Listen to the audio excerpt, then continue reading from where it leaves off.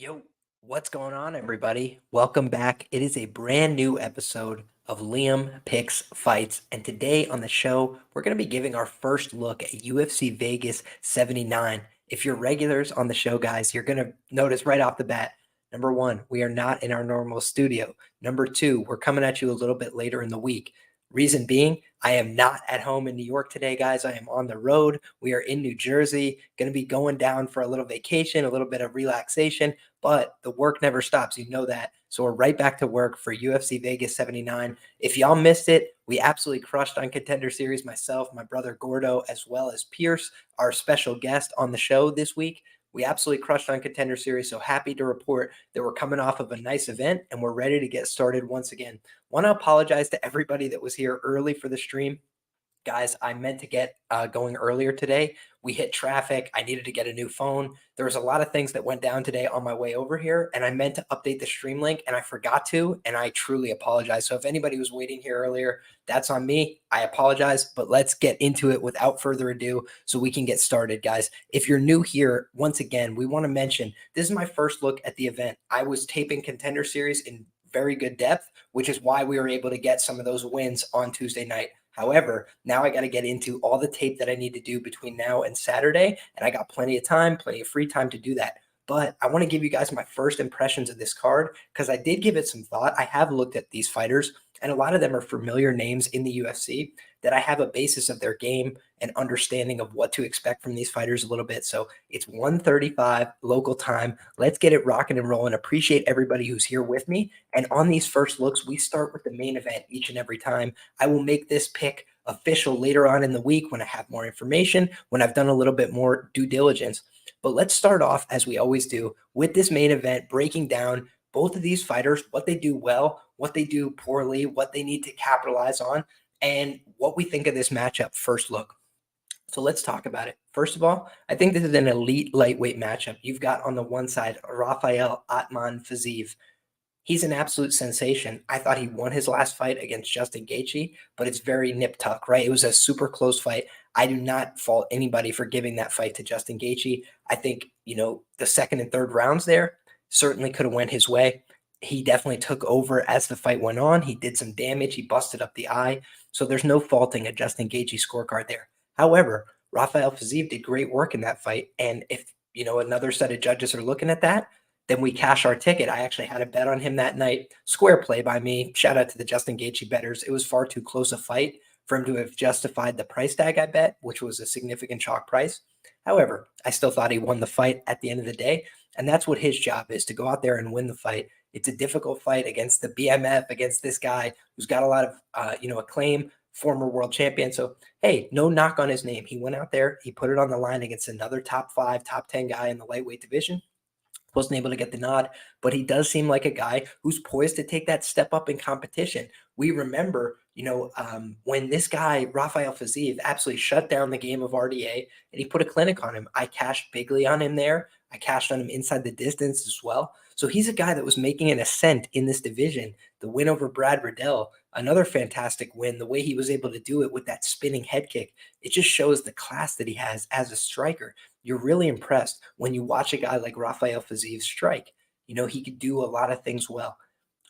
I think that the things that you would knock him for, his cardio is a little bit inconsistent. We could see third rounds that he's lost against the likes of Bobby Green in the UFC and say to yourself, maybe he does slow down a little bit if you start to push, if you start to extend the fight, if you continue to extend the striking combinations beyond that first layer, or if you can mix in wrestling, grappling attempts.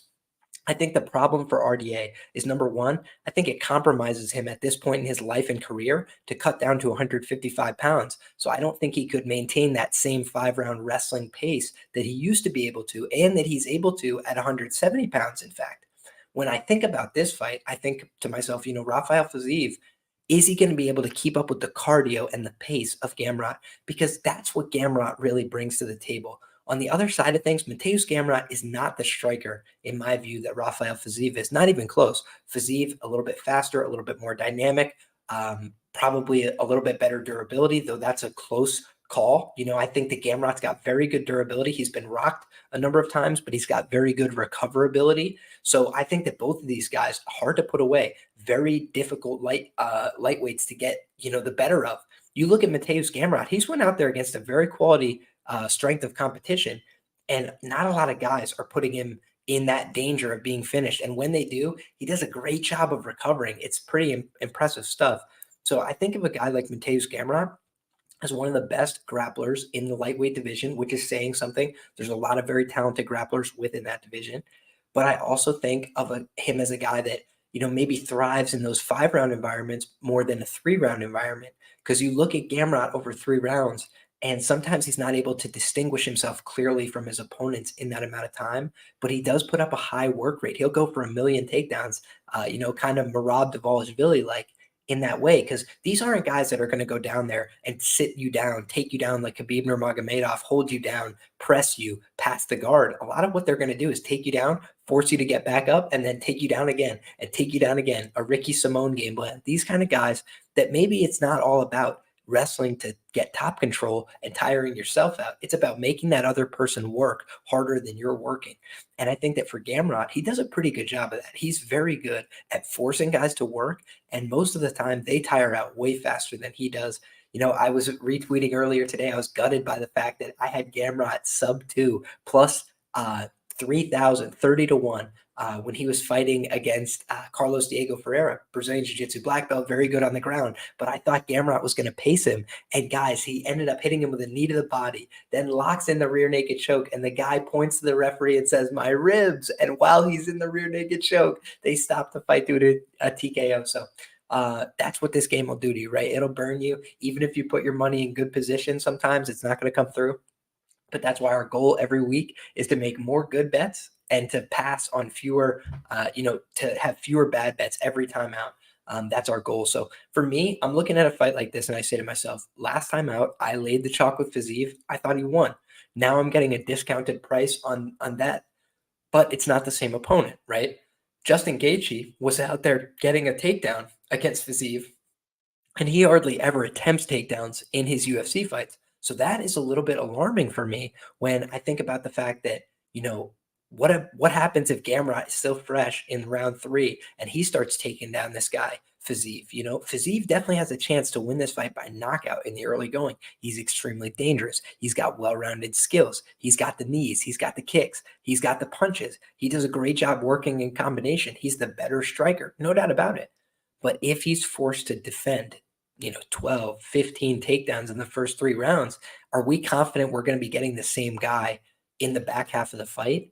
That to me is an open question here. And I do think of Mateusz Gamrot as a very well-trained individual. He's coming out of American Top Team. This isn't a guy that's effing around about his career. He's very invested. He puts in a lot of time, a lot of wrestling rounds. You look at his training regimen according to Instagram and these other things. He looks like he's putting in incredible work with high-level opponents, with high-level competitors in and out of the training room.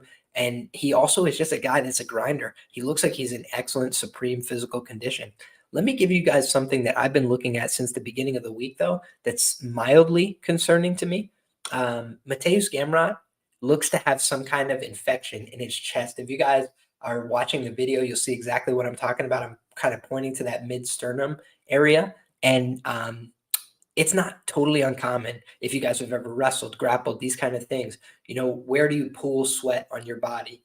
One place, especially if you're laying down, playing guard, things like that. One place you pool sweat is kind of in between your pectoral muscles, the chest, that sternum type of area. And so it can lead to skin infections at times if you either don't clean right after practice or just incidentally, because you're spending so much time in these positions, you could eventually just get a skin infection by happenstance. And I do have a mild concern that we may have a skin infection on Mateusz Gamrot's chest. I've been trying to monitor that situation over the course of the week. I found a couple of old, pictures that he posted on Instagram where he doesn't have it. So it's not like it's just like he always has this kind of chest acne type situation. And guys, I'm somebody that watches a lot of fights, right? And I try and look for abnormalities. I try and look for anything that looks a little bit strange. And I did just think to myself, does he have staph potentially on his chest? And we've seen guys in the past compete with staph We've seen guys go out there and compete while they're on antibiotics. And if you guys have never been on antibiotics while trying to do any kind of athletic endeavor, it really saps your energy, guys. It saps your physicality. You don't feel as good. You don't want to be there. And so I do think that, that's something to monitor here. Um, I think that if that is the case, I think if he has a staph infection, the line will probably start to reflect that a little bit over the course of the week. So I'm going to be watching the market here as well. But you've got an underdog price on Mateusz Gamrot, and I do think he fights like a dog. I think he fights hard for your money. I think he's performed pretty well as an underdog in the UFC. So those are some things that I don't want to ignore here.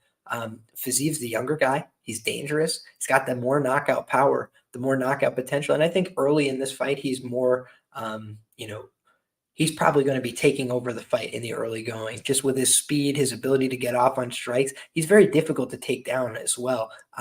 One of the things I noted about a Contender Series fighter, Talita Alenkar, is that she was very good with her jiu-jitsu, but her balance was surprisingly poor for a fighter of her jiu-jitsu quality.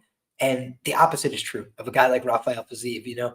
He might not be the world's best wrestler and grappler per se. He's not bad at either of those things, but that's clearly not his primary game plan. He's looking to go out there and strike. But you look at the guy's balance fundamentally in a quad pod on one foot with one foot up in the air. The guy's just very difficult to take down, typically speaking, when he's fresh. So I feel like shout out to Emanite in the chat. Shout out to everybody who's here rocking with us. Hey, Liam, what fight are you capping right now? Right now, we're talking about the main event of the evening, my brother. We just got started. We're rolling, talking about this main event matchup, and it's a fantastic one. And I'm basically saying I don't have the strongest lean on this fight coming in. What I would say is it feels to me like from a betting standpoint, I would probably want to be on an underdog or pass in an elite lightweight matchup where I think both guys are potential top 5, top 10 talents. But I'm going to dig a little bit deeper into the tape here, see if stylistically there's one thing that pushes me over the edge on either one of these fighters. But again, just Mateusz Gamrot, when he was fighting Arman Tsarukyan, I think he was a plus 250 underdog in that spot. I think Arman Tsarukyan probably deserved the nod, but again, that's another top guy. That's another elite fighter. It was a main event circumstance, and people were kind of counting him out, thinking, hey, this is obviously a Tsarukyan easy money win. And it ended up being a really close fight, very, very greasy. And while Tsarukyan probably deserved the nod, it was close enough. It was within the bounds. And they gave it to Mateusz Gamrot, and he's got another main event opportunity here. He's a guy that's put in a lot of the right time, a lot of the right work and effort. And you got a guy in Fiziev who they basically set up for a really big win in his last fight, and he wasn't able to deliver. He wasn't able to seal the deal, in a big step up in competition. And so now he's not taking a step back in competition, in my view. He's kind of taking a lateral step. He's fighting another top guy, another very difficult challenge. He's got to do it bouncing back off of a loss, whereas Mateusz Gamrot is actually putting some momentum together, in this division, despite having some setbacks in the past. So for me, really interesting fight here. Very compelling style matchup.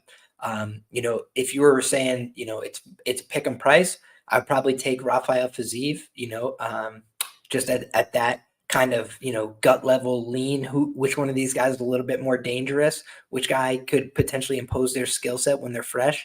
I feel like Fiziev is probably going to check that box, but again, this just feels like a very competitive fight. It's not a bullish read by me. So I think I probably lean towards an underdog or pass situation here. Also, I think this fight's going to decision more often than not. I mentioned that I think Fiziev could finish potentially with his knockout power, but I don't see many finishes in this fight outside of a Fiziev KO or a Gamrot submission. I don't see Gamrot knocking out Fiziev. Fiziev has been knocked out before, but Gamrot's just not really that guy typically. He tends to be more of a submission threat on the mat. Very good operator, very savvy. And again, that cardio conditioning could push him to a late finish potentially. But I struggle to see Gamrot TKOing a guy like Fiziev. He's very tough. He's very hard to put away. We saw the damage he was willing to incur in that last fight with Justin Gaethje. So for me, my lean here is to the over. I probably feel better about the over than I do about either side, to tell you the truth. But for me, super tricky fight. Leaning towards a dog or pass situation. Gut says this fight's going the distance. It's going to hit the cards. Next up, fascinating fight, guys. Some would say a wrestler versus grappler matchup in the co-main event of the evening, we got Bryce Mitchell, Thug Nasty, taking on Dan 50K Ige. Two great nicknames, two fun fighters in the featherweight division. Bryce Mitchell, coming off of a really, really tough fight last time out, went against Ilia Topuria, could very well be the future champion of the division, a guy who seems like he's cut from that cloth. He's got knockout power. He's got excellent Brazilian jiu-jitsu, and it just seemed like a fight where Bryce Mitchell was running out of ideas quickly. You know, he didn't really have a great path to getting the fight to the floor. He seemed like he was getting lit up with so much damage in the early going. His defense has really failed him there. Didn't have the requisite answers to deal with a guy like Topuria, who's so potent on offense. And speaking of guys who are potent on offense, it's certainly not to the same degree as somebody like Ilia Topuria, but I kind of rate Dan Ige as well. I think he's a very dangerous guy in this featherweight division. You look back, I always admit when I get it, I'll tell you guys when I get it right, but I'll tell you guys when I get it wrong. And I've made money betting on Dan Ige, but just by a hair, because I did lose some money betting on Gavin Tucker against this guy. Gavin Tucker, real skills on paper, very talented guy, Brazilian jiu-jitsu, all the things that you want to check a box. And he got knocked out with one punch flat because Dan Ige's got real power in his hands. He's dynamic in that way. The UFC has given this man a brutal strength of schedule. Let's just talk about the guys that he's been fighting. So he got to the UFC, guys, after a Contender Series bout in 2017. Okay, so early Contender Series guy, came in, fights Julio Arce in 2018, loses there, goes on a 1, 2, 3, 4, 5, 6 fight win streak, including wins over Edson Barboza, Mirsad Bektic, Kevin Aguilar, Danny Henry, Jordan Griffin, Mike Santiago. He loses to Calvin Kattar, top 5 guy. Chan Sung Jung, just retired, top 5 guy. Josh Emmett, probably should retire, but just fought for, a title.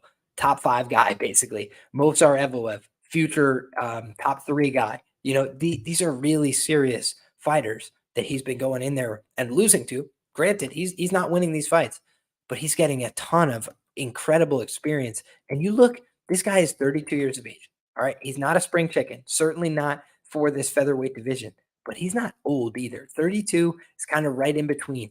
You got a guy in Bryce Mitchell. He's 28 years of age. He's got excellent grappling, excellent top pressure. All those things are true.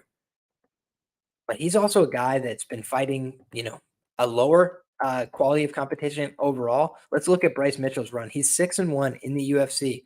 But Brad Katona, the guy who just won the Ultimate Fighter, beat him on the Ultimate Fighter, right? So shout out to Brad Katona. Has been doing the damn thing for a long time. But you could poke a real hole in this resume, guys. Tyler Diamond, never heard of him. Right. And I'm kidding, but like not a guy that is lighting up, UFC screens around the world. Bobby Moffitt, another guy released from the organization shortly thereafter. Matt Sales, guy that just couldn't hack it on the mats, particularly in the UFC. No slight on him. Charles Rosa, a guy who can't buy a win in the UFC. We always talk about that on the show. All love to Charles, Renzo Gracie guy, just can't buy a win right now in the UFC. And then Edson Barboza and Andre Fili. Those are 2 good wins. So he's got 2 good wins along the way. I would say Dan Ige's got 2 good wins, right? So I don't think one guy head and shoulders above the other. And then when you look at the losses, though, he's getting finished by Ilia Topuria, where, by the way, he got submitted there. Guys, he got beat up badly, took a ton of damage. Then you look at the fact that he got finished by Brad Katona. That's a little bit concerning. Got finished by Brian Tidwell all the way back in the day.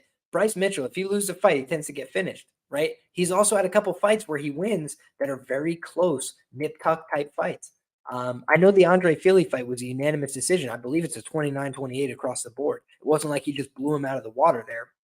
You see, when this guy's forced to strike on the feet, his striking's a bit basic. He's got power, right? He's a real if y'all have ever gone in combat sports with farmers, with guys that do manual labor, things like this, people that work with their hands and stuff, there is real strength to that. There is no taking away from that. One of the strongest kids I ever wrestled, I asked him, hey, man, how are you so damn strong? You lifting weights every day? What are you doing? And he said, I lift shingles with my father. Like, there's just some people out there that are doing real work, and it makes them incredibly strong. I think Bryce Mitchell, that is true of him. But here's the other thing, guys. Let's just call a spade a spade. There's a lot of shit going on outside the ring for Bryce Mitchell that's not very inspiring. He's got, things going on with his ex-girlfriend, like domestic disputes and whatever else, tattoos and all. Like, they're like people yelling back and forth on social media.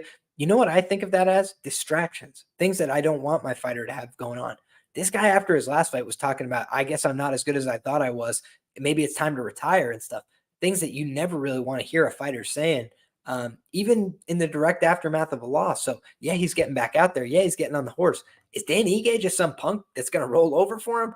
God, no, I don't see that at all, And Dan Ige, a little bit susceptible on the mats at times, but let's call a spade here as well. I believe he's a black belt in Brazilian Jiu-Jitsu. He's a guy who's 32 years of age. He's not going to get much better. He's either as good at grappling as he's going to get, basically. And I feel like he's a guy that's putting it together and not easy to take down, not easy to control, not easy to hold down for some of these elite athletes at the top of the division, like a Movsar Evloev. And you look back, Chan Sung Jung was, basically forced to take him down in that fight because Dan Ige was starting to have some success on the feet. You look back, this guy who's been hurt before, he rallies, he recovers, he does a great job showing a poker face, never really giving it up when he gets hurt. You look at Dan Ige's whole career, guys, no losses inside the distance.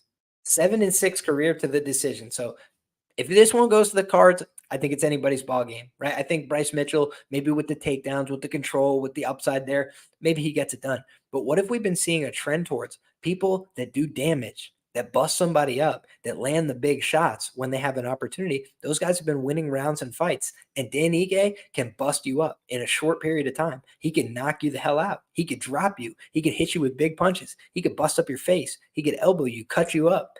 I feel like he's a problem, man. I feel like he's a very well-schooled, well-seasoned fighter, and I'll tell you what, I wouldn't want to step in the ring with him. When he knocked out Gavin Tucker, you know what he said? I was here for a clean kill. This is a man who puts together very good game plans, knows exactly what his opponent's tendencies are, and he's looking to exploit that and take him out. I don't think he's an easy fight at all. And you look at Dan Ige's resume in the UFC, 9-5. Let's put some respect on the guy's name. That's an excellent resume in the UFC, and he can move that to 10-5 if he gets another win over Bryce Mitchell. Not going to be an easy task, right? Bryce Mitchell 6-1 in the UFC, very good record. But he's a guy that seems like he's got a lot going on outside the cage. Seems like he's got a life outside of fighting that would be just fine for him. And I feel like Dan Ige, he doesn't have a backup plan. He doesn't have an exit strategy. He doesn't have his foot in, two different places. I feel like he is all in every fight. Plus 175, it's a dog or pass situation for me pretty clearly on this co-main event. And maybe, I tape it and I go, oh my God, Dan Ige is so much worse on the mat than I remember. But unless I'm like blanking on like terrible grappling tape from Dan Ige that's just not coming to mind for me, I feel like he is probably the side in this fight. I feel like he's a game fighter who's got a lot of power, good physical attributes, very well prepared in every position, coming out of a great team. There's a lot of great things I could say about Dan Ige. And he's the kind of guy that more often than not, I want to have my money on him unless he's going against somebody where the skill gap is just insane. And I'm not sure that I see that here. I don't see one massive edge for Bryce Mitchell except in his, ability to get finishes on the mat. He's certainly a more prolific submission hunter. But making the guy like Dan Ige say uncle, good luck with that, brother. That's tough sledding in my view. He'd need a control style decision, in my view, to get the win. Cashville Regan says, what's up at LiamPicksFights? Y'all hit the like button. Por favor. Please do. It would mean a lot to me, guys. I appreciate it. Trying to bring the show to you here on the road. And I'm still very excited because we got a lot more great fights to break down.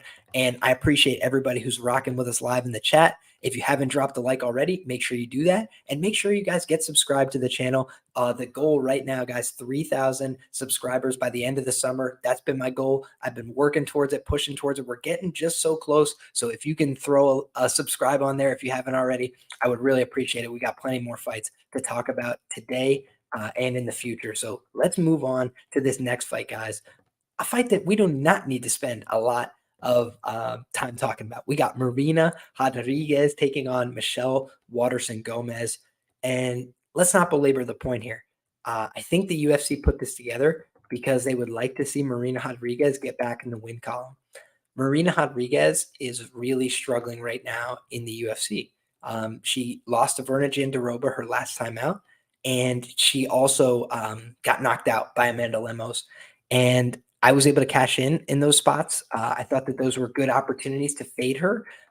In the one case, you have Virna Jandiroba, a very high-level grappler and wrestler who was going against somebody who's just not high level in those positions. So I felt like that was good upside for Jandiroba to get off on her game, her primary game, her A skill set, let's say. You look at the other fight, Amanda Lemos. I just thought that Amanda was not being given enough credit for how competitive she would be with Marina on the feet. I felt like Marina, people were thinking, oh, it's just a runaway for Marina on the feet.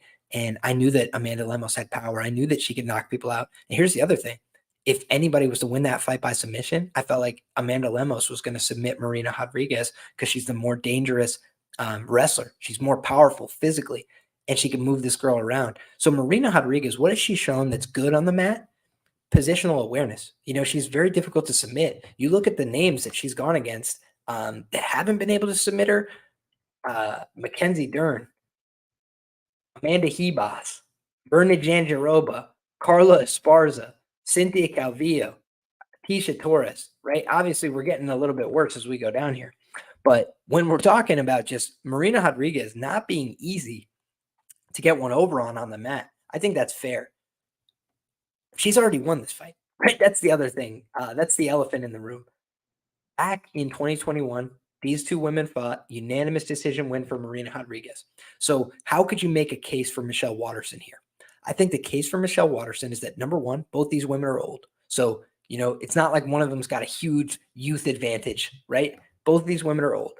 But I think the more wear on the tires is definitely on the Waterson-Gomez side.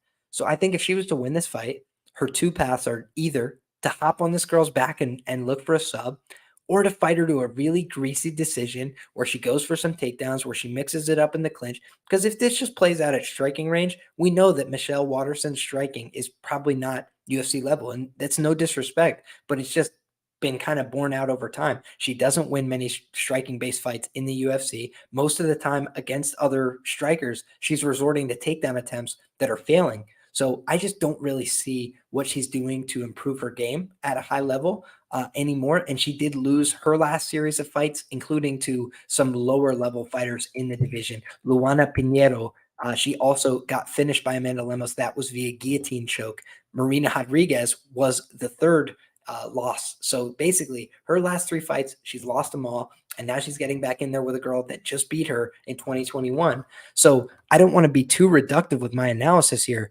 but I just feel like this is a fight where I don't really trust Marina Rodriguez at significant chalk prices just as a rule. But I also feel like this is a very winnable fight for her, and the UFC is probably trying to get her back on track. But she's been looking a little bit, dispirited in her last couple fights. She is old for the division. She wanted to get that title shot. She didn't get it. And now she's lost two in a row. Long road back, and maybe her motivation just won't be there anymore. So for me, this is probably just a stay away fight. But, if Marina Rodriguez doesn't win and finish this fight, she should probably just ask herself some hard questions about what her goals are in MMA. Fight Pick Pros says, sup, Liam. Love the picks, bud. Pro fighter here. Wish you do the local shows that Bet Online gives action on. Cheers to you, my brother. Take a sip to that. And, I haven't done much of that. And the reason being is the audience is pretty limited. It's only the MMA hardcores that would really get down. But I will tell you what, if I get my workflow for the UFC and the Contender Series and everything down to a science, I'd be happy to start breaking down a couple more fights, from the regional scene, especially New York guys, local people from the fight scene in the Northeast. I think that would be cool to try and ingratiate myself a little bit more with the community, familiarize myself a little bit more as well with all the fighters in the local area. I think that'd be awesome. So shout out to that. Adam says fight goes to decision. I don't hate that shot. Cashville Rican says, you got a fight this weekend or are you cornering? Neither, my brother. This is a rare vacation for the kids. So out here to enjoy myself a little bit, have some time, with the family, spend a little time, but also, the work never stops. So with that being said, let's keep it rolling on this main card, guys. We got a fun fight here between two fighters I've been betting on, and not always to the greatest level of success, but we've got on the one hand, Bryan the Butcher battle. And I got a victory lap this one, just a touch, right? I'm not going to go crazy here, but last time out, Bryan battle, by knockout, plus 1100 against Gabe Green. How long did that one take to cash? Not long, ladies and gentlemen. That one was a very quick bet. I had the fight not to go the distance at plus money, and then I had Bryan Battle by knockout. It's a welterweight fight, and we're talking about over 10-1 for this man to win by KO. He had already shut off the lights of Takashi Sato in the first round, so I knew this guy had real power. I knew this guy had the ability to shut the lights off on people, and he is getting more and more violent. He's a guy that always had submission ability. He always had some talent. He always had the cardio to come back and push people and make them work. But really what impressed me in these recent UFC performances, he's showing the ability to take people out, to finish them, using his skills and getting washed by Rinat Fakhretdinov. We could forgive that loss, right? That's not really a bad loss to have on your resume. The win over Gabe Green, that's impressive. The Takashi Sato win, that's impressive. The Tresean Gore fight, that's a fight that's a little bit dicey, but again, young guy comes in, gets the win in a contentious fight with a lot of stakes, a lot of high pressure in that spot. A lot of people thought Tresean Gore is the real guy who should have won that season. No. Bryan Battle goes out there and gets the win and proves he's the guy. He got the win over Gilbert Urbina. He got the win over Petrosky, one of the best wins that you could have gotten on that season of The Ultimate Fighter, a guy who's been having success in the octagon as well. So another good showing for Bryan Battle, and that's a bunch of them in a row. The one loss to Rinat Fakhretdinov, I'll give that one a pass. So for me, AJ Fletcher, what does he bring to the table? He's got power. He's got some grappling ability. But I think his cardio is a little bit suspect. I think he's trailed off a little bit. Some of these UFC fights started to slow down the stretch, not been able to pace himself. He's 1-2 inside the octagon. And, he beat my guy Temba Garimbo. So I'll give him the credit, right? Hats off to you. But that was my guy Temba Garimbo. I think his debut inside the octagon, he had some jitters there. It was a really big spot for him. He was supposed to fight Billy Goff. The fight got changed. He ended up having to fight instead. So it was a tricky fight for my guy Temba. But the other fights that he had against, a little bit more proven UFC guys, a Matthew Semmelsberger and Ange Loosa, he lost both those fights via unanimous decision. So does he seem like a guy who's easy to get out of there? Does he seem flaky? No. But does he seem like a guy who could be outworked? Does he seem like a guy who, if you continue to get back up to your feet and build up and don't let him consolidate top positions, that he can really start to fatigue a bit and struggle down the stretch? Yeah, I absolutely see that. So for me, I like Bryan Battle here. I think he's got the better tools. I think he's got the better hardware. I think he's a little bit longer, a little bit better reach. And I just think that he's going to take over the fight as it goes on. He's got great cardio, great ability to push a pace and work. I don't think he's got any quit in him. I think he's a dog. I think he's got the better finishing instincts, and I think he's got more finishing upside. So overall, give me Bryan Battle. I think he butchers AJ Fletcher, but I think it's a hell of a fight. I think AJ Fletcher, wouldn't be surprised if he gets takedowns in the early going. He's got that low center of gravity. He's got a lot of physicality, former LSU guy. So he's been around the trenches, but it just seems to me like Bryan Battle, one tier above a guy like AJ Fletcher at this point. So give me Bryan Battle to get the win. Next up, guys, we've got a fight that seems a little out of place here, but should be a fun scrap nonetheless. We got another featherweight fight. This one between Charles Jourdain and Ricardo Ramos. Fun fight, fun matchup. Ricardo Ramos, let's look at his recent run of results. He got a win over Danny Chavez. That was all the way back in 2022. You guys got to remember, Ramos missed weight, by 9 pounds for a contracted bout in March against Austin Lingo. And Austin Lingo, obviously, was not taking that fight. He missed the weight by 9 pounds. He's basically showing up a lightweight for a featherweight fight. So drama incoming on the scales. Let's find out. This is going to be a fight where it's going to be curious. Can this guy make the weight? He's still just 28 years of age, but when you're going winning one, losing one, winning one, losing one, and you're missing weight, that could be a problem for you. And I think overall, his wins inside the octagon are not aging particularly well, except for Bill Algeo. That's a good win. Eduardo Garagori, not a good win. Journey Newson, not a good win. Kyung Ho Kang, that's a good win, but it was by split decision. Ayman Zahabi, that was a good win by knockout. It was all the way back in 2017. So this guy's been pretty inactive. He got knocked out brutally by Said Nurmagomedov. He got knocked out by Lerone Murphy. That might be Lerone Murphy's only finish in the UFC. I'm half kidding, but I just think of this guy as pretty underwhelming overall. But 7-3, that's not a record you sneeze at in the UFC. That's a pretty good record. And he's been finished twice, both via knockout. So that's a little concerning. But Lerone Murphy, Said Nurmagomedov, these are guys that have real potential within the division. So I'm not going to take too much away from him for that. Now let's look at the Charles Jourdain side. He's 5-5-1 inside the octagon. So not quite as potent, not winning quite as much here. He got the win over Kron Gracie. That was a little memeish, though. Kron Gracie, let's be frank. I thought he looked underprepared. I thought he looked disinterested, frankly. I don't know that he wanted to take that fight at all. I think it kind of was just a looking for some money situation. So no skin off his nose there. Everybody's got to do what they got to do. But I won't really rate that win as like, oh, you beat the great Kron Gracie. I just felt like it was a little bit more Charles showed up prepared for a fight, and Kron didn't really show up prepared. I thought Charles beat Shane Burgos. That was a fight in New York. New York boys will teach you how to wrestle. We'll teach you how to do a screw job too. And I felt like Shane, probably had an argument to win the fight, but I thought it probably should have went the way of Charles Jourdain. I thought he deserved that win, and he didn't get it. So unfortunate. Then they give him Nathaniel Wood over in London. No easy task, right? Or maybe that was in France. Let me just double check. Yeah, that was in Paris, actually. So he went over to Paris, and he wasn't able to get the win there against another very talented featherweight in Nathaniel Wood. But prior to that, he was starting to get a little bit of momentum going. Andre Ewell, he basically finished him in the third round. Let's be serious. He dropped him with that body kick, and it looked like Andre Ewell didn't want another punch in that fight. The submission in round one over Lando Venati literally submitted him out of his shorts. Excellent performance by Charles Jourdain there. Looked the part. But then, getting finished by Julian Erosa in the third round, it just shows that he's kind of got a ceiling.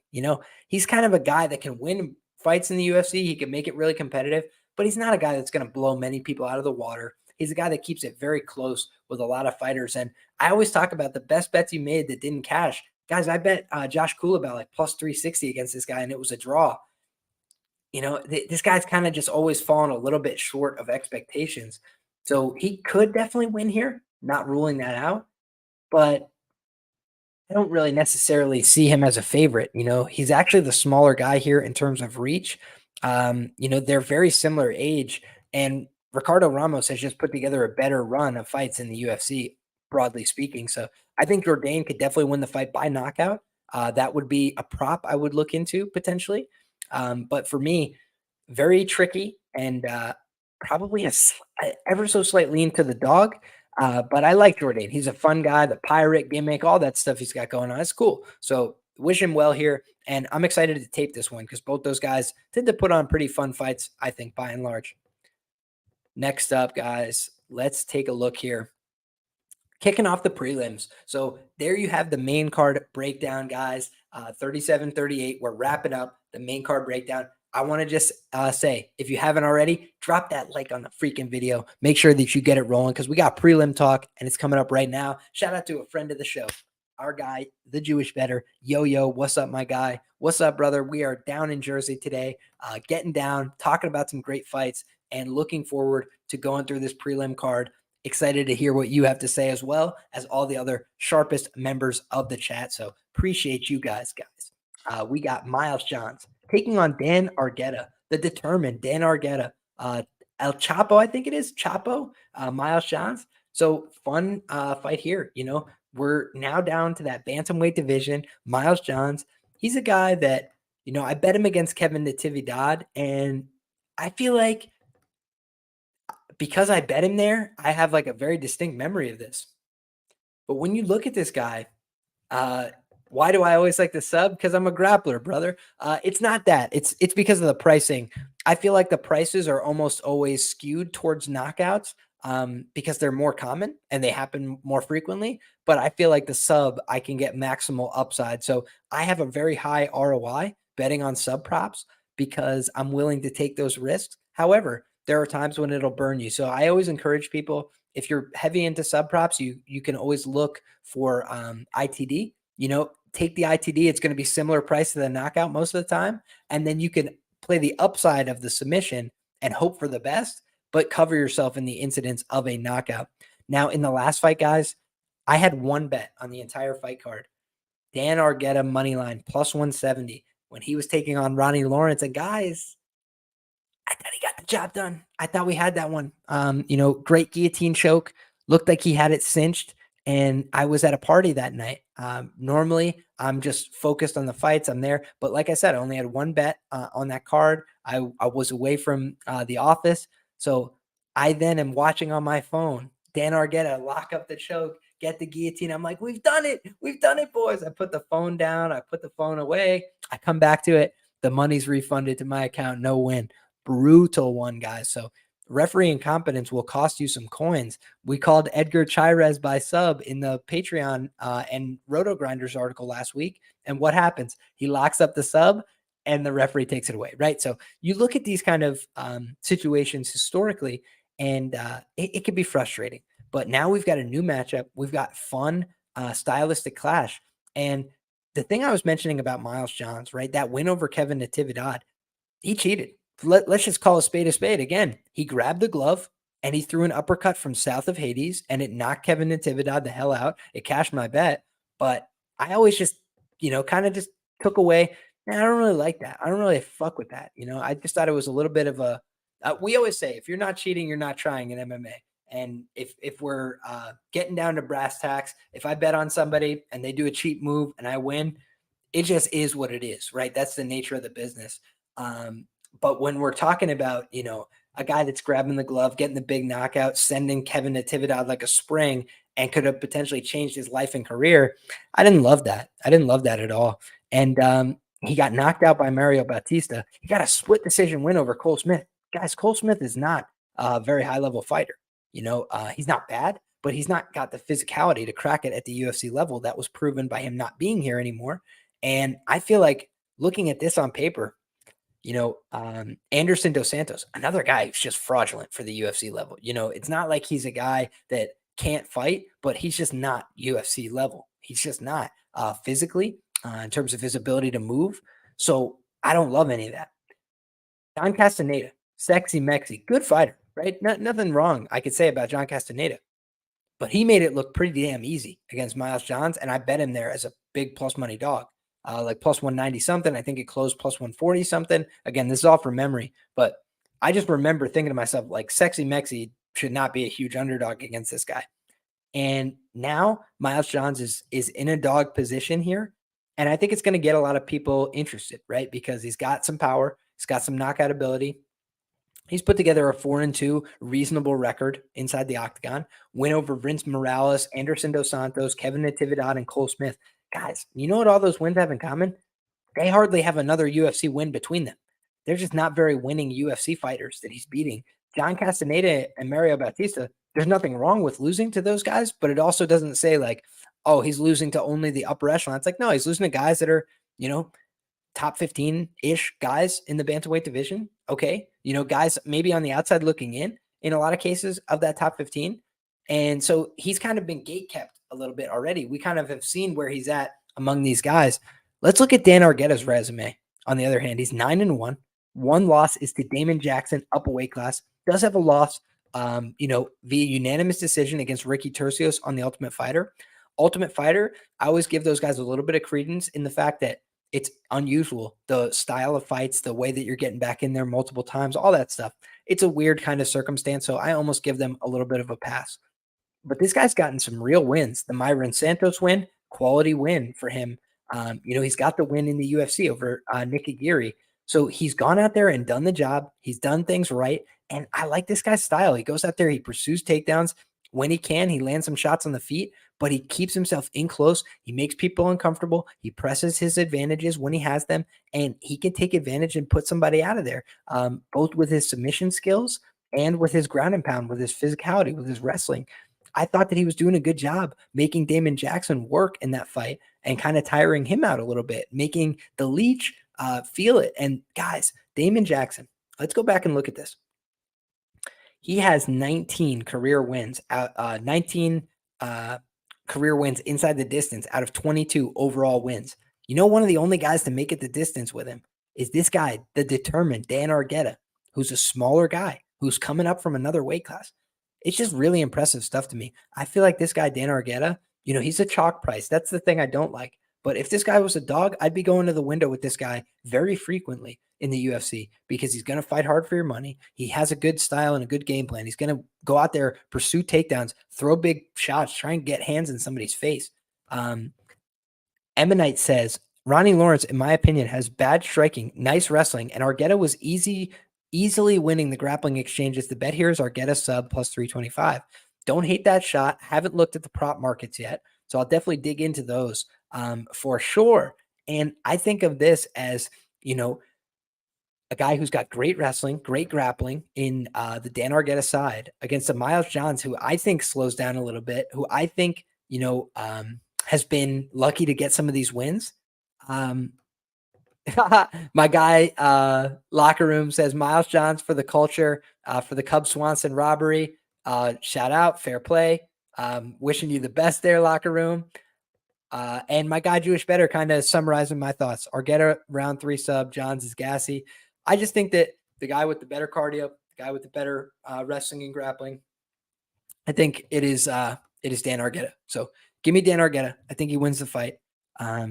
But I will do my due diligence as I do with all things. And I will just say the UFC wasn't trying to do him no favors, right? They were trying to put him in there with Isaac Delgarian in January this year. And we all saw what Isaac Delgarian's capable of. That guy is an absolute hammer. So something to keep a watchful eye for. The winner of this fight may be in the unfortunate position of having to take a fight with Isaac Delgarian. But I think Isaac's going to stay in the featherweight class, and not sure what Dan Argueta did to get that call at 145. So in any case, let's move to the welterweight division, guys, where we got Tim, the Dirty Bird Means, taking on Andre Fialho. And I feel like this is a really weird, greasy fight. On the one hand, Andre Fialho, he's got a horrible chin. He's been knocked out multiple times in a row in the UFC. Head kicked by Joaquin Buckley, spinning back kicked by Muslim Salikov, who is pretty ancient for this welterweight division. Jake Matthews, a guy who wasn't always known for his big power punching, is able to knock him out, put him down in bad fashion. And prior to that, he hadn't been knocked out since Chris Curtis back in 2019, but he got knocked out instantly by Chidi Njokuani in 2016. The guy just has a suspect chin. I think that's fair to say over the course of his MMA career.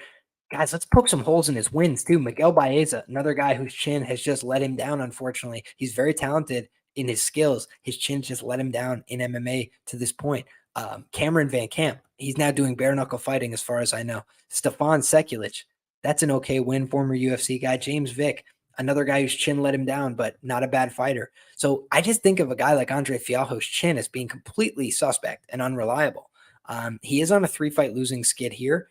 And Tim Means, I don't think has the cardio to fight for 15 minutes anymore. I think at the end of the day, that's the huge flaw for Tim Means. I just think that if he's not getting you out of there in the first 7.5 minutes, you're going to have a really good opportunity to get Tim Means out of there because he slows down. You look at his last fight, he got submitted by Alex Morono, not a prolific finisher, not a prolific grappler in the UFC. I know he's got a black belt, but let's just, again, call a spade a spade. That's the expression of the day. This guy has 2 submission wins in the UFC in 17 fights. So let's just say Alex Morono is not really submitting people. He submitted Tim Means. I talk about people's losses being pathological. Guys, this might be Andre Fialho's opportunity to win by submission because Tim Means loves getting submitted. It's one of his favorite things. He did go to split decision with Max Payne Griffin. Max Payne Griffin, physically incapable of knocking somebody out. He'll rock you out of the octagon. He will blast you in the head. He will send you spinning, all these things. But finishing is something Max Payne Griffin just will not do. When you look at Kevin Holland, again, went out there, used his grappling and his wrestling because Tim Means basically forced him to, right? He was like, no, you will submit me. Like, you will absolutely submit me. So I just feel like this guy is a little suspect. His win over Nicholas Dalby's a tiny guy. His win over Mike Perry, I bet him there as an underdog. So shout out to me and shout out to everybody else who was on him there. Tim Means is huge, right? He's just long, awkward. Mike Perry, a little bit short, stout. Those are the kind of matchups that he tends to do well with. But Daniel Rodriguez submitted Tim Means in the UFC. That prolific submission grappler that everybody remembers. Y'all are saying, oh, wait, no, that's not true. Yes, correct. Eco Price knocked him out back in the day. That's fine. Alex Cowboy Oliveira submitting you, that's a huge red flag. Matt Brown submitting you in the first round, that's a little bit suspect. He also lost to Neil Magny. So that tells us that Tim Means, despite being a wrestling coach, may just be a fish on the mat. I'm kidding.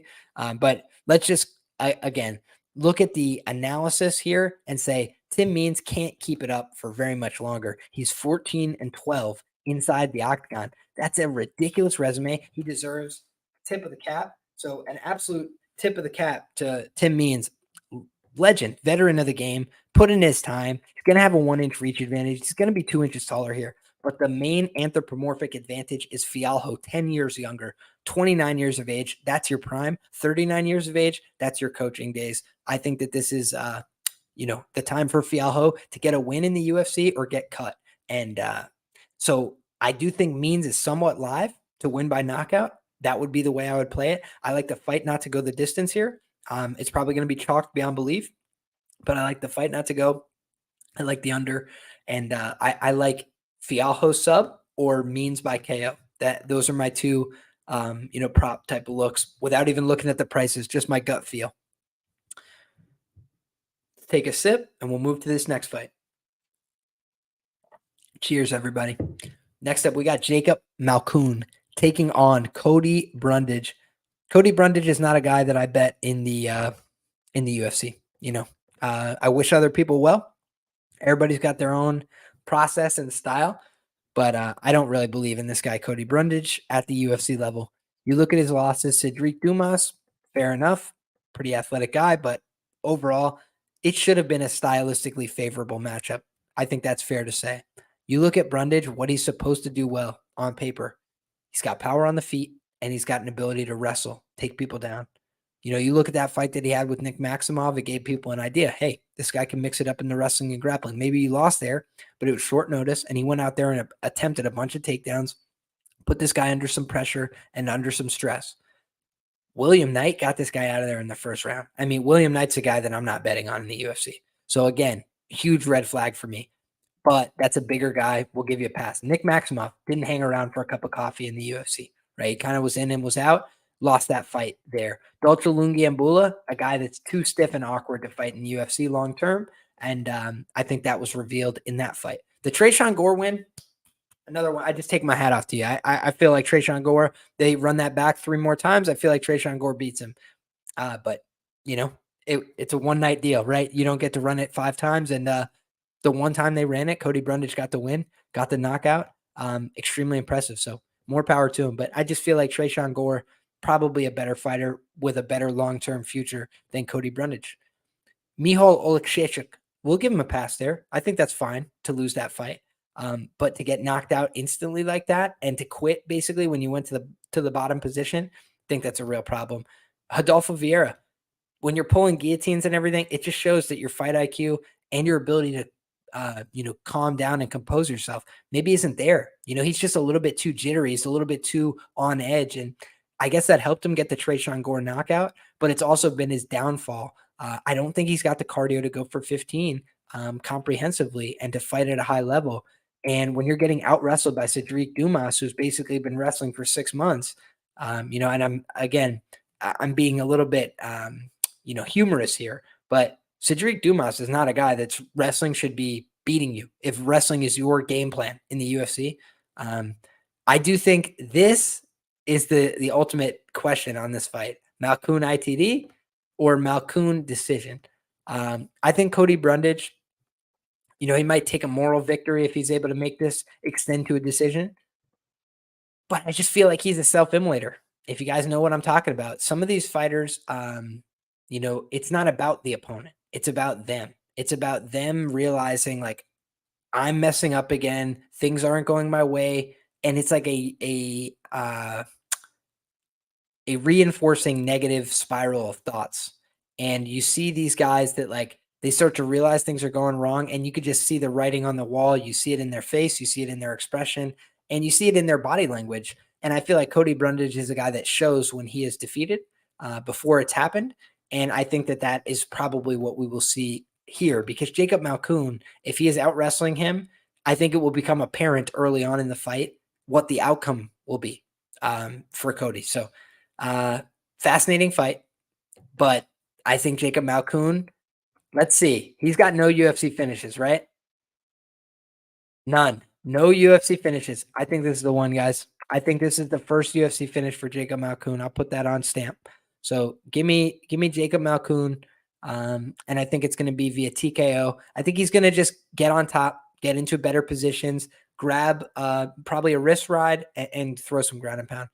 So I'm going to go back out and watch the tape, right? I don't want to just go blindly into this, but my gut feeling pre-tape is Jacob Malkoun gets his first UFC finish on Saturday night.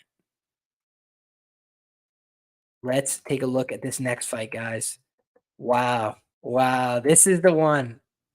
Locker room says, boom, told you. I'm with you, Liam. Check my comment. Love that, brother. Malkoun ITD. Absolutely. Cheers to you. I think that that's what we're going to see here. But to my guy, Jewish Better's point, Malkoun hasn't finished the sentence yet. So let's see if he could change his fortunes on Saturday. Next up, guys, we've got Jake Collier taking on Mohammad Usman here. This is the Twitter beef of the week. Everybody's got a side on this fight from what it looks like.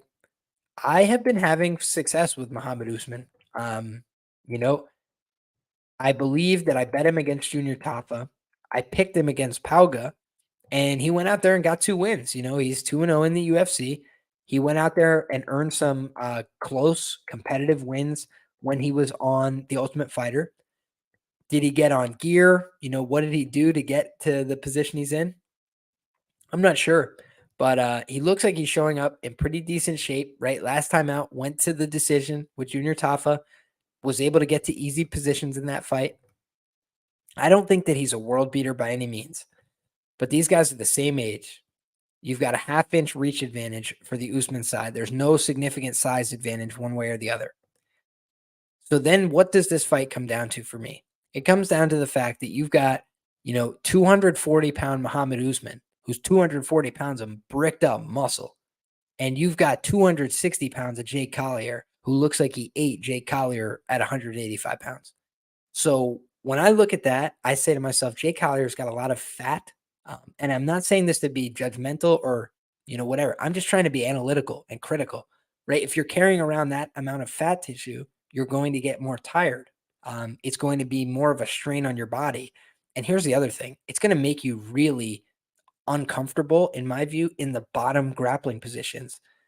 Look at what happened on Contender Series. We'll give a brief aside. If anybody watched Contender Series last night, then you'll know Greg Velasco at one point was able to get to a good position in his fight that was very short against Shamil Gaziev. What happened? First punch of the fight, throws a big right hand, knocks him down, and Velasco's on his back.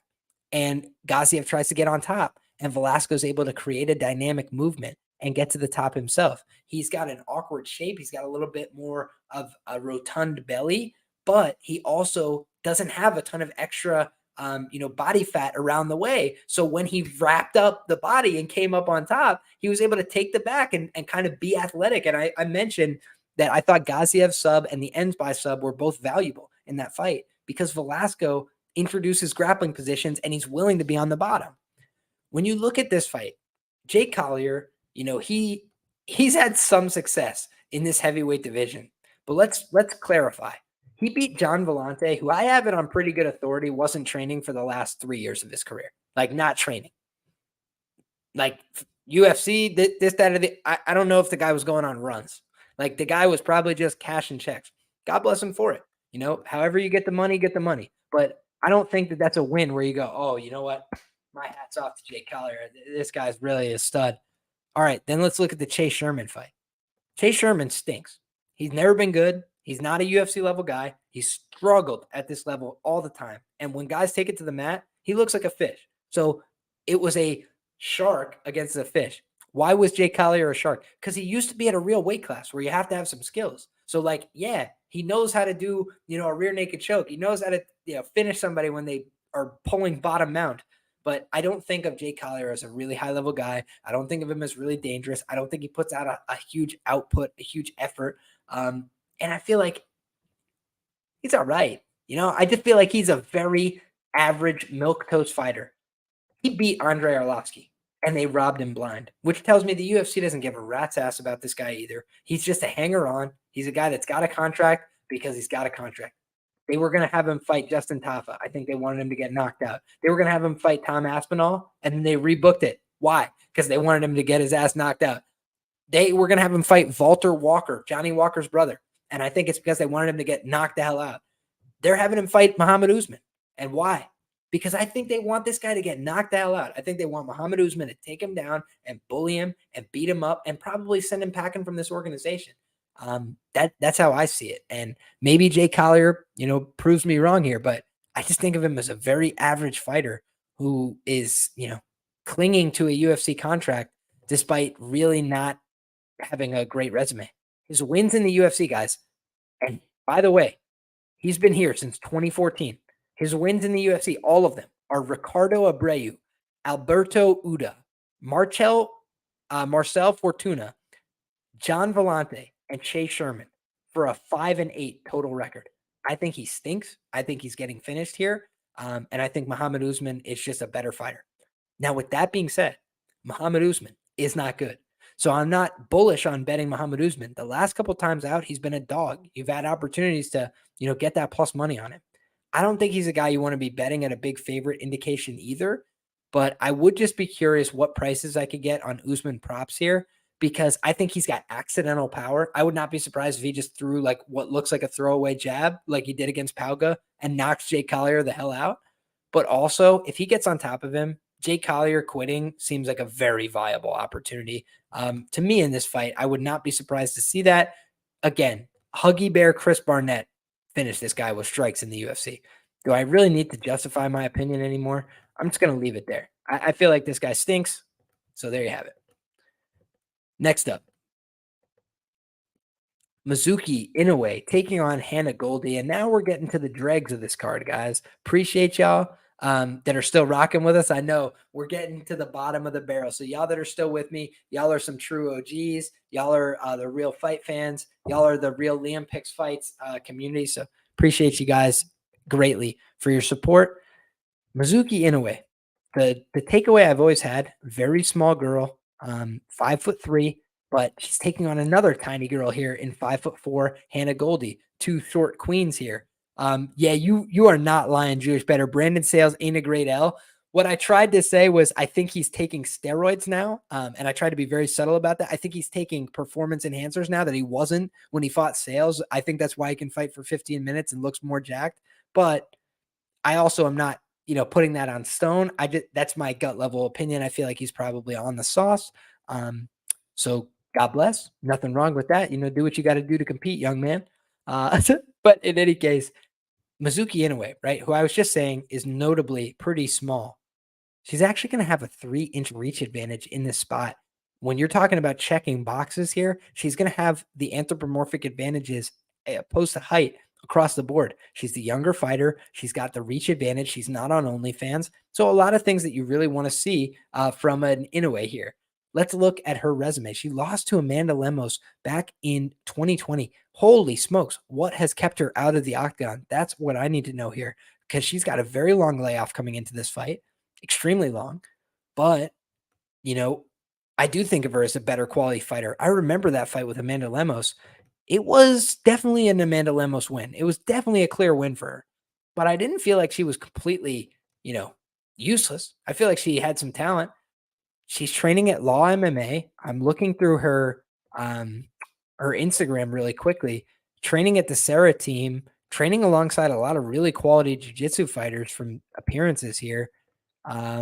Ray Longo's taken a particular interest in her over time. I remember he's mentioned her on the Anik Florian podcast as well. Mizuki constantly being in the gym. So it seems to me like this is a girl that the UFC would like to have, doing well, would like to have some success to promote. So yeah, I'm very curious to see what she could turn out here, but it seems like she's training with a really high quality team, and she's doing the Blue Basement as well. She's going to Henzo's in the city. So this is good stuff. Good stuff. I always say sharpest chat in the game. I appreciate each and every one of you guys. Crystal says Mizuki injured her knee and had surgery. Good point. Knee injury for her. Here's the other thing. We talk about injuries. We talk about surgeries. I do think it's one thing when you're 29 years of age and you've taken a really long time off to recover and you come back, whereas some people are rushing back and they're in their mid to late 30s and they need the paycheck and all this stuff, right? So context is everything. And I do think at 29 years of age, you could still come back from a knee injury, especially on the women's side of things where maybe a little less explosivity needed in the offense. I think that this is a curious fight. So for me, I'm definitely leaning towards Mizuki Inoue here. I don't think of Hannah Goldy as being very high level. I think she's a pretty average fighter overall. So yeah, that's kind of just my impression of her. Losing to Molly McCann via first round finish, horrible.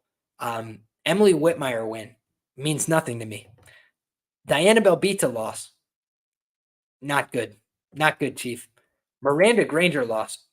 All right, it's Mizuki Inoue or pass. Thanks, and thanks very much. It was fun playing this game while it lasted. I hope you guys enjoyed too. But welterweight says Mizuki is the worst fighter I've ever taped. Thank you, books, for the free money on Goldy. Oh my goodness, wow! So I gotta do some tape, I guess. But on paper, it does not seem like a very favorable spot for Hannah Goldy. But Hannah, here's what I'll say positively, right? Because I don't want to give any fighter on this card short shrift. She does have that OnlyFans connection, which you don't love to see. Just we could be frank about that. Her resume doesn't jump off the screen at you, but she has had the more recent competition. Fought in 2021 twice, fought in 2022 as well. So this will be her first fight of the year. I do kind of agree with Emanite. Goldy is just fighting for the check. She doesn't care. That kind of seems reasonable to me. Mizuki moved to Sarah Longo since that loss. Fair enough. She will win by sub. I love that. Training with the Sarah team, it's a good way to go. Training at the Renzo Gracie affiliate, it's a good way to go. Plus 220, it's not a great price, to be frank, but I think it's definitely a possibility here. And guys, I will have to give you a little bit of short shrift on this first fight of the night, guys. We've got Montserrat Rendon taking on Tamires Vidal. And Tamires Vidal is a fighter, I was not always sold on Tamires Vidal. I'm still not necessarily sold on her. Thought she looked good in LFA in the Braga fight. The Aylin Perez fight was a huge concern. Let's just call it what it was. I thought she was losing that fight. Thought she was kind of, looking for a way out a little bit in that fight.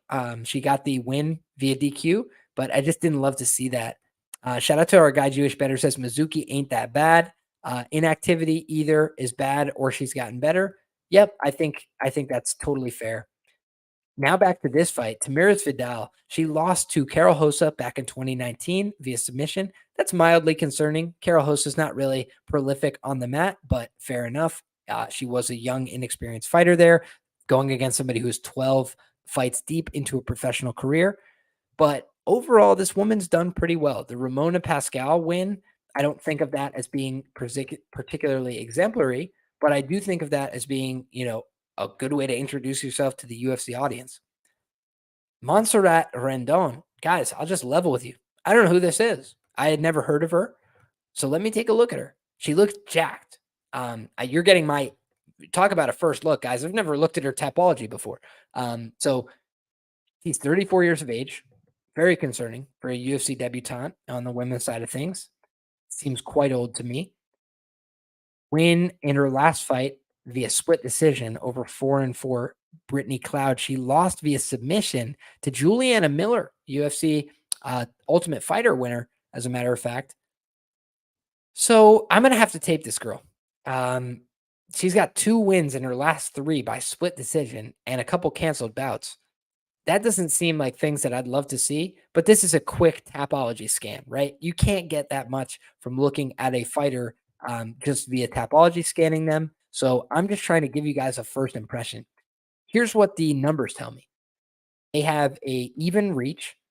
There's a 2-inch height advantage for Rendon, but we're also looking at Rendon at 9 years older. That is very concerning here for me. But let's also point out the fact that 34 in the women's side of things, it's less concerning than the men's side of things. I do think women tend to age a little bit more gracefully in combat sports at times. And I think that this could be a case of that. She does look like she's on all the supplementation you could ask for. She looks quite jacked.